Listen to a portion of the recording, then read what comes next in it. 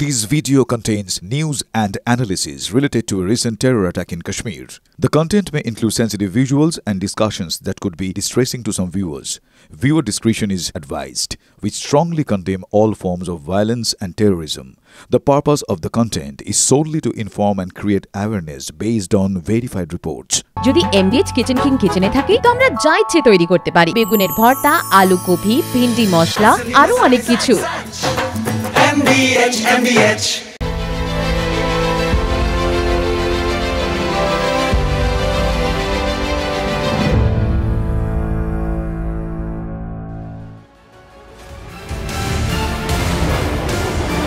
हम अपने पड़ोसियों का भी सुख चाहते हैं,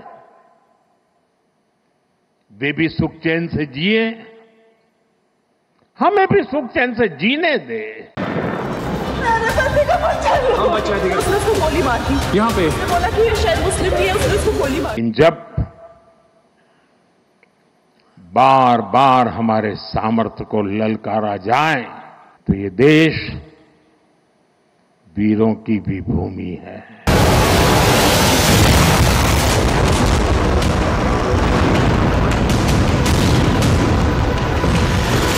तो उसका जवाब भी वैसे ही मिलेगा। অপারেশন সিঁদুরের পরেও পাকিস্তানের শিক্ষা হয়েছে কি না হয়নি তার প্রমাণ দেব আপনাদের। তারা মুখে আলোচনার কথা বলছে আর ভারতের বিরুদ্ধে সন্ত্রাসের ষড়যন্ত্র করছে, নাশকতার চক্রান্ত করছে। আজ আবার আরও একটা চক্রান্তের পর্দাফাঁস পাকিস্তানের। অপারেশন সিঁদুরে হেরে গিয়ে ছায়াযুদ্ধে নেমেছে পাকিস্তান।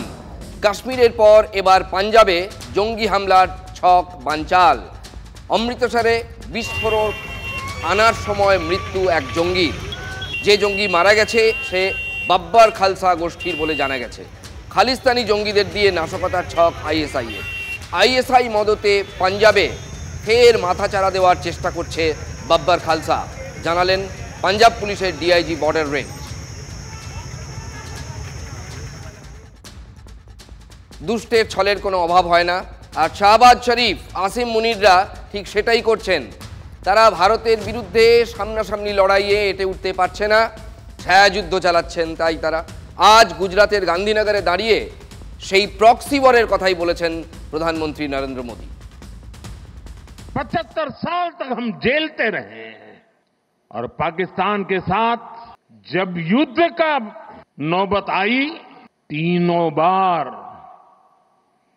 भारत की सैन्य शक्ति ने पाकिस्तान को धूल चटा दी और पाकिस्तान समझ गया कि लड़ाई में वो भारत से जीत नहीं सकते हैं और इसलिए उसने प्रॉक्सी वॉर चालू किया। প্রক্সি ওয়ার মানে ছায়াযুদ্ধ। আসলে অপারেশন সিঁদুরে একবারে মাজা ভেঙে গিয়েছে পাকিস্তানের। তারা কিছুতেই ঘুরে দাঁড়ানোর চেষ্টা করেও পারছে না। তাই সেই পুরনো ছকে তারা আবার ফিরে গেছে। জঙ্গিদের মদদ দিয়ে যাও, ভারতের বিরুদ্ধে যত পারো, এটাই পাকিস্তানের এক এবং একমাত্র ছক। এদিকে জঙ্গিদের মদদ দিচ্ছে একদিকে, আর অন্যদিকে তাদের প্রধানমন্ত্রী কখনো সৌদি আরবে কখনো ইরানে সফরে গিয়ে বলছেন ভারতের সঙ্গে আমরা বাণিজ্য, জল ইত্যাদি নানা দ্বিপক্ষ বিষয় নিয়ে আলোচনায় বসতে চাই। ঠিক যেন দুমুখ সাপের চরিত্র। লড়াই में वो भारत से जीत नहीं सकते हैं और इसलिए उसने प्रॉक्सी वॉर चालू की। I'll find you through the dust.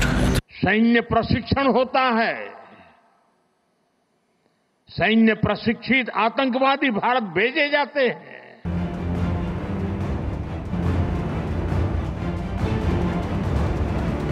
गोली का जवाब गोले से देना चाहिए, ईंट का जवाब पत्थर से देना चाहिए, ये कांटे को जल मुर्द से उखाड़ देना चाहिए।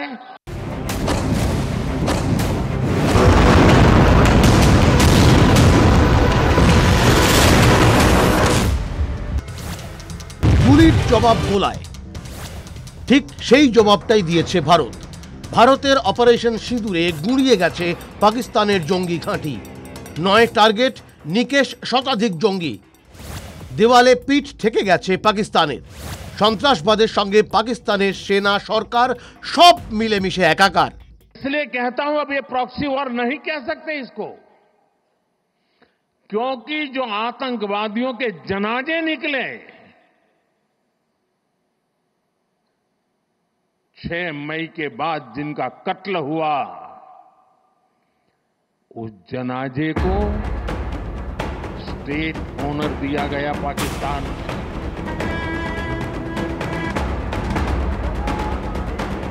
उनके कॉफिन पे पाकिस्तान के झंडे लगाए गए, उनकी सेना ने उनको सैल्यूट दी।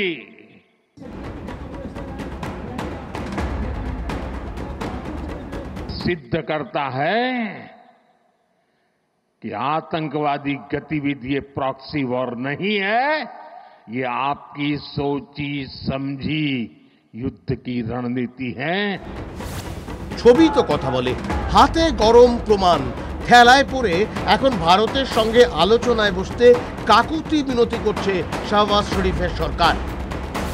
ইরান সফরে গিয়েই পাক প্রধানমন্ত্রী বললেন শান্তি আলোচনার জন্য মুখিয়ে আছে ইসলামাবাদ।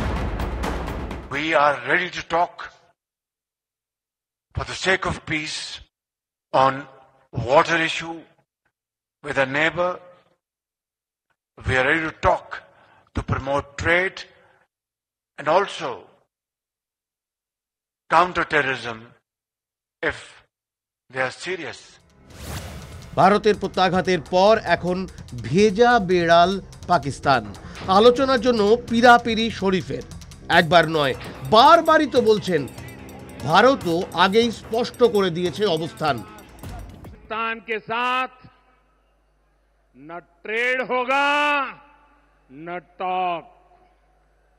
अगर बात होगी तो सिर्फ पाकिस्तान के कब्जे वाले कश्मीर की, पीओके की। কথা হলে পাক মদতপুষ্ট সন্ত্রাস রুখতেই হবে। কথা হলে পাক অধিকৃত কাশ্মীর নিয়েই হবে। But if they choose to remain aggressor, but if they accept my offer of peace, then we will show that we really want peace seriously and sincerely. শুনলেন, পাকিস্তান নাকি আন্তরিকতার সঙ্গে শান্তি চায়। শুনলে ঘোরাতেও হাসবে। ভারতের স্পষ্ট কথা, আলোচনার টেবিলে আসতে গেলে সন্ত্রাসে মদত দেওয়া বন্ধ করতেই হবে পাকিস্তানকে। এদিন আবার সেই কথাটাই মনে করালেন প্রধানমন্ত্রী। हम अपने पड़ोसियों का भी सुख चाहते हैं, वे भी सुख चैन से जिए, हमें भी सुख चैन से जीने दे। बार बार हमारे सामर्थ्य को ललकारा जाए तो ये देश वीरों की भी भूमि है, तो उसका जवाब भी वैसे ही मिलेगा। এবার কি বিরোধীদের মানে এদেশের বিরোধী রাজনৈতিক দলগুলোর খেলা ঘোরানোর পালা? সন্ত্রাস মোকাবিলার প্রশ্নে সব বিরোধী দল সরকারের পাশে থাকার কথা বলে আসছে একেবারে শুরু থেকে আগাগোড়া। দেশে দেশে পাঠানো হয়েছে সর্বদলীয় প্রতিনিধি দলে বিরোধী সাংসদদের, যেমন আমাদের এখান থেকে গেছেন অভিষেক বন্দ্যোপাধ্যায় তৃণমূলের হয়ে। তারা ভারত সরকারের কথা তুলে ধরছেন আন্তর্জাতিক মহলে এবং অবশ্যই পাকিস্তানের নিন্দা করছেন। পাকিস্তান কিভাবে লুকিয়ে চুরিয়ে জঙ্গি পাঠিয়ে এত লোককে খুন করিয়েছিল সেগুলো তারা ব্যাখ্যা করছেন। ভারতের জয়গান তারা গাইছেন। কিন্তু দেশের ভেতর অপারেশন সিঁদুর নিয়ে প্রধানমন্ত্রীর যে ঝোড়ো প্রচার, সেই প্রচারের মুখে কিন্তু বিরোধী শিবির কিছুটা গুটিয়ে বরং অনেক পিছিয়ে আছে। এবার কি তাই বিরোধীরা খেলা ঘোরাতে চাইছেন? আমরা চাইছি যে একটা বিশেষ অধিবেশন যাতে লোকসভাতে ডাকা হয়, যাতে রাজ্যসভাতে ডাকা হয়। অপারেশন সিঁদুর নিয়ে সংসদের বিশেষ অধিবেশন ডাকার আর্জি জানালো তৃণমূল কংগ্রেস। আগেই সোশ্যাল মিডিয়ার পোস্টে দাবিটা তুলেছিলেন মমতা বন্দ্যোপাধ্যায়। লিখেছিলেন, জাতীয় স্বার্থে তৃণমূল কংগ্রেস সরকারের পাশে রয়েছে। দাবি তুলেছিলেন, সর্বদলীয় প্রতিনিধি দল দেশে ফেরার পর সংসদের বিশেষ অধিবেশন ডেকে সাম্প্রতিক সংঘাত ও পরিস্থিতি সম্পর্কে দেশকে জানা কেন্দ্রীয় সরকার। আমাদের নেত্রী মমতা ব্যানার্জি দাবি তুলেছেন যে সংসদের বিশেষ অধিবেশন ডাকা হোক। আপনি হয়তো জানেন, যখন দ্বিতীয় বিশ্বযুদ্ধ চলছে, রোজ লন্ডনে বোম পড়ছে, চার্চিল মাটির তলায় বেসমেন্টে রয়েছেন, সেই সময় কিন্তু পার্লামেন্ট সমানে চলেছে। দেশের যদি ক্রাইসিস থাকে তাহলে সবচেয়ে জরুরি সেই ক্রাইসিসের সময় পার্লামেন্টের মধ্যে, যেটা দেশের উচ্চতম সংস্থা, সেখানে আলোচনা হোক। তৃণমূল যে সরকারের পাশে, বারবার সেই অবস্থান স্পষ্ট করতে চাইছেন মমতা, অভিষেকরা। সর্বদলীয় প্রতিনিধি দল থেকে ইউসুফ পাঠানের নাম প্রত্যাহারের পরেও সতর্ক তৃণমূলের নাম্বার 1 এবং number 2। It is not that we are boycotting or we are not going. That is wrong. Trinamool Congress will stand with the centre shoulder to shoulder. We are fully with the government. মার্কিন president Donald Trump বারবার দাবি করেছেন তার মধ্যস্থতাতেই ভারত পাকিস্তানের মধ্যে সংঘর্ষ বিরতি হয়েছে। হয়তো সেজন্যই সোশ্যাল মিডিয়া পোস্টে বড় হরফে মমতা লিখেছিলেন বিফোর এনিওয়ান এলস, অন্য যে কারোর আগে।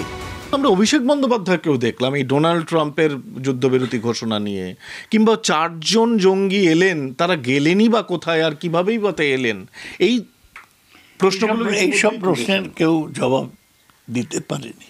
এই যে পাহেলগাঁওর যে ঘটনাটা ঘটলো, সেই ঘটনাটা তো মৌলিক একটা গোয়েন্দা দপ্তরের ব্যর্থতা, ইন্টেলিজেন্স ফেলিয়ার। এবার সেই দাবি আনুষ্ঠানিকভাবে তুললেন তৃণমূলের এমপিরা। সংসদের সেন্ট্রাল হলে তৃণমূলের সংসদীয় দলের বৈঠকের পর সংসদের বিশেষ অধিবেশন ডাকার দাবিতে প্রধানমন্ত্রী নরেন্দ্র মোদীকে চিঠি লিখলেন তৃণমূলের সাংসদরা। ইন্টেলিজেন্স ফেলিয়ার, অপারেশন সিন্দুরের শর্টকামিংস, এই সবই মমতা বন্দ্যোপাধ্যায় সামনে এনেছে। আমরা অনুরোধ করে লিখেওছি প্রধানমন্ত্রীকে, যাতে উনি এই পদক্ষেপটা নিয়ে আলোচনা করার সুযোগ দেন যে ঠিক কি হয়েছিল, কিভাবে এই আক্রমণ জওয়ানরা প্রতিহত করলেন এবং আমরা আক্রমণ হতে দিচ্ছি কেন। পাকিস্তানের সন্ত্রাসবাদী কার্যকলাপ এবং ভারতের নীতি নিয়ে অনেক প্রশ্ন উঠছে, সেগুলো আপনারা দেখবেন, অপেক্ষা করুন, পিকচার আবি বাকি হ্যায়। শেষের কথাটা অত্যন্ত ইঙ্গিতবাহী। দীর্ঘদিন ধরে দিল্লির রাজনীতি, বাংলার রাজনীতিতে রয়েছেন সৌগত রায়।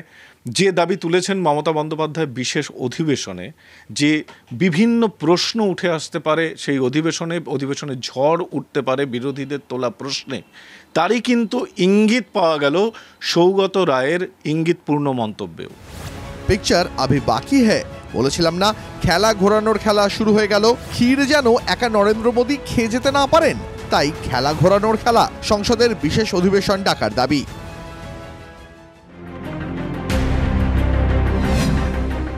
শস্যের মধ্যে ভূত আছে, এটা আপনাদের নজর দিতে হবে। ও 10,000 টাকা দিয়েছিল। কাকে দিলেন টাকাটা?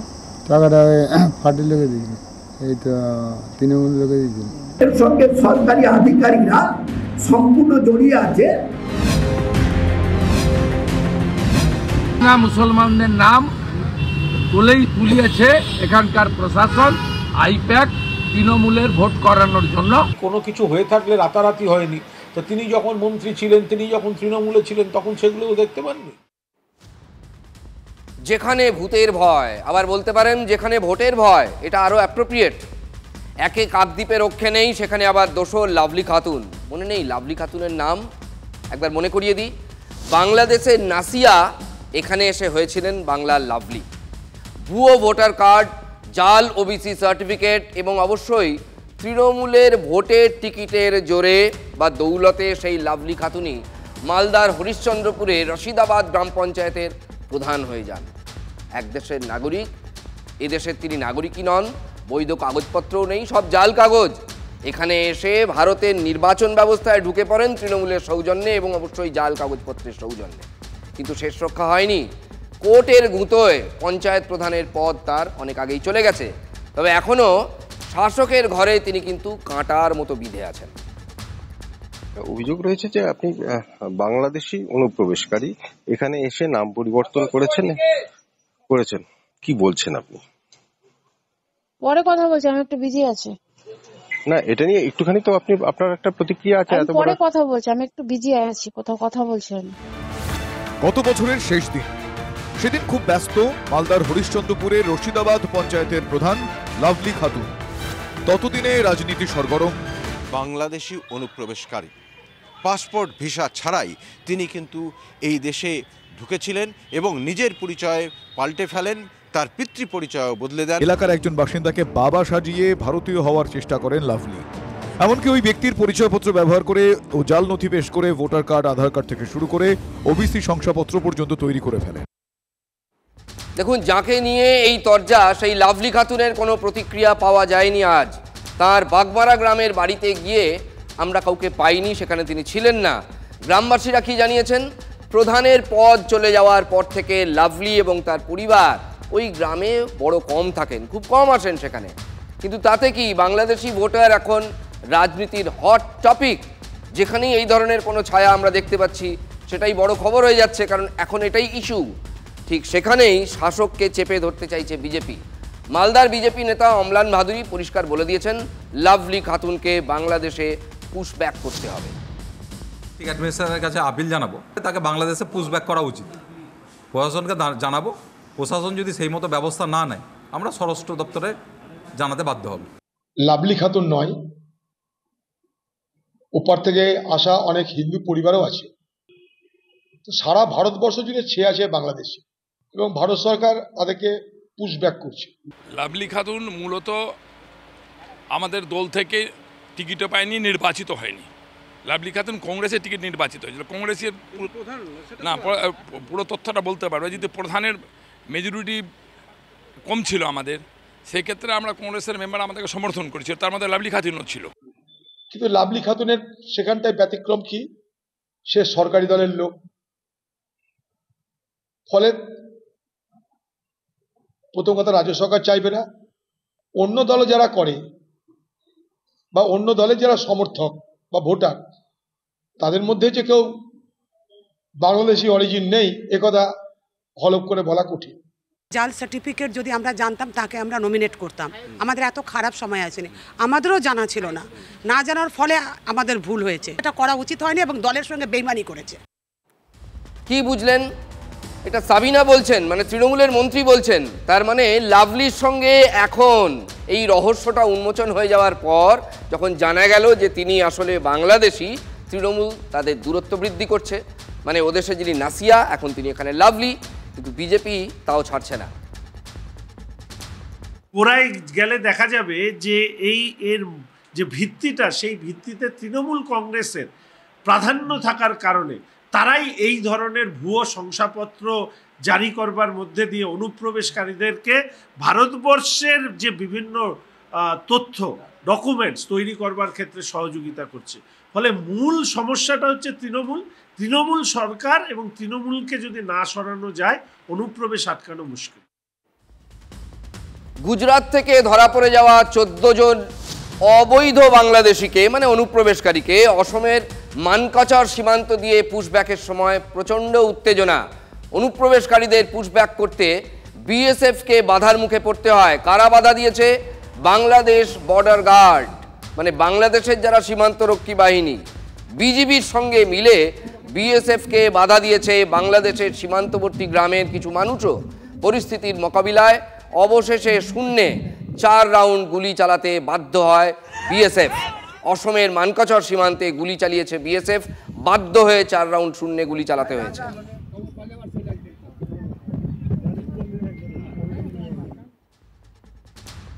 চূড়ান্ত অমানবিকতার নজির বিজেপির। বিশেষভাবে সক্ষম এক বাংলাদেশি তরুণকে জোর করে ভারতের ভূখণ্ডে ঢুকিয়ে দেওয়ার চেষ্টার অভিযোগ উঠেছে বিজেপির বিরুদ্ধে। বিএসএফের সঙ্গে না পেরে রাতভর ভারত বাংলাদেশ সীমান্তের মাঝে ওই যুবককে ফেলে রাখে বাংলাদেশের জওয়ানরা। নিজের দেশের সেই তরুণ, ভাবুন, তাকে ওই অবস্থায় ফেলে রাখে। কোনো মায়া নেই, কোনো দয়া নেই। জলপাইগুড়ির ভারত বাংলাদেশ সীমান্ত দিয়ে এক যুবককে ভারতে ঢোকানোর চেষ্টা করে বিজেপি। বিষয়টি নজরে আসতেই বাধা দেন বিএসএফের জওয়ানরা। অভিযোগ, বিশেষভাবে সক্ষম ওই যুবককে ভারতীয় বলে চাপ দিতে থাকে বিজেপি। বিজেপির কাছে যুবকের তথ্য চায় বিএসএফ জওয়ানরা। বিষয়টি নিয়ে দফায় দফায় ফ্ল্যাগ মিটিং বিএসএফ এবং বিজেপির মধ্যে।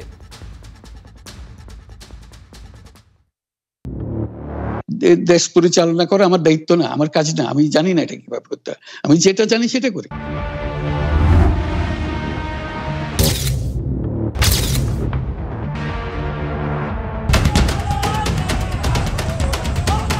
ইউনূস বাংলাদেশের গণশত্রু। গদি আঁকড়ে রয়েছেন মোহাম্মদ ইউনূস। নির্বাচন কবে সেই প্রশ্নে অবশ্য বাংলাদেশের সেনাপ্রধানের সঙ্গে তা লেগে গেছে। অত কিম গদি বাঁচাতে ফের কট্টরপন্থীতে দারুণ প্রশ্রয় দিচ্ছেন অন্তর্বর্তী সরকারের প্রধান উপদেষ্টা। ভারত বিরোধিতার ধুয়ো তুলতে সেটাই এখন তার সামনে একমাত্র পথ, আর সেই পথে হেঁটেই ফের বেকসুর খালাস বাংলাদেশের এক জামাত নেতা। তার ফাঁসির সাজা হয়েছিল। শুধু জামাত নেতা নয়, ফাঁসির আসামি জামাত নেতাকে খালাস করল বাংলাদেশের শীর্ষ আদালত। মানবতা বিরোধী অপরাধে মৃত্যুদণ্ড হয় এটিএম আজহারুলের। এর নাম এটিএম আজহারুল। ইউনূস ক্ষমতায় আসার পর 50-এর বেশি জামাত নেতা খালাস। তাদের নামে বড় বড় অভিযোগ ছিল, অনেকে সাজাপ্রাপ্ত। ছাড়া পেয়েছে বাংলাদেশের কুখ্যাত জঙ্গি নেতারাও। মৌলবাদকে জোরালো করতেই কট্টরপন্থীদের মুক্তি দিচ্ছে ইউনূস, মানে ইউনূসের বাংলাদেশ।